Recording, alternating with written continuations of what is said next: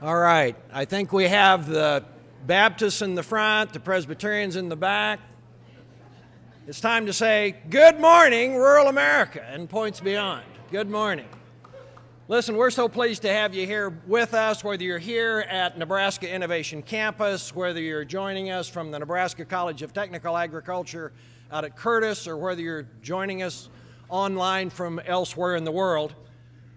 We're glad you're here. I'm Chuck Schroeder. I'm Executive Director of the Rural Futures Institute, and I want to welcome you to this very unique opportunity for engagement around rural people and places. One conference, two locations.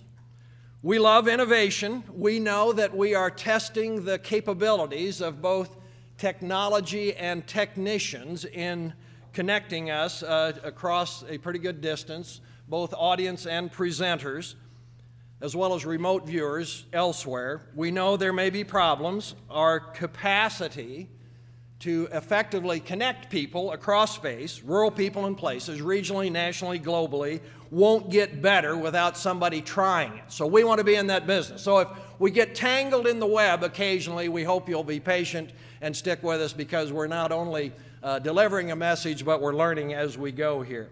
One conference, two locations. Last count, we had over 600 people registered from 18 states, 3 countries. Who knows how many others are joining us online here this morning from elsewhere. This is a conference about hope. Hope for rural communities, for the people who live in them, hope for the countries in which they reside, hope for the planet on which they're located. You're part of something special, and we're really happy that you're here. Listen, I don't have a comprehensive list of public officials who are joining us for this conference. There were several state senators here yesterday and others.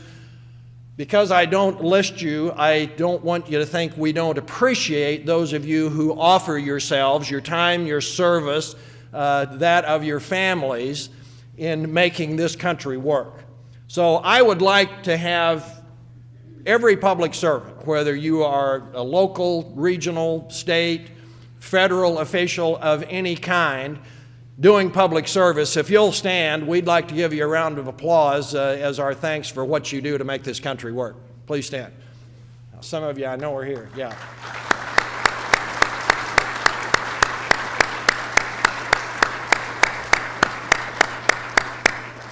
Well, listen, we're going to be recognizing them throughout the conference, but there are 3 groups of people that I want to draw some particular attention to. First is our conference planning committee. We had a group of folks that represented all 4 NU campuses, as well as NCTA out at Curtis. We had folks from rural communities helping us make this whole thing work.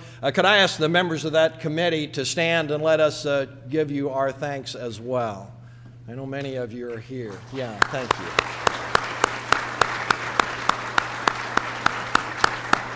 Well, listen, I also want to call attention to our team of wonder workers from the Rural Futures Institute, our staff, graduate students, student workers. They are joined here at this conference by those from many of our partner organizations who literally showed up and said, how can I help? We are so appreciative. Kim Peterson and Kayla Schnelly warrant special thanks for all the work they've done over the last year, quite honestly, to make this very unique and rather complex conference come together. But would you please, all of you from our staff and our partners, please stand and let us say thanks to you for all of your hard work, and lots more to come over the next couple of days.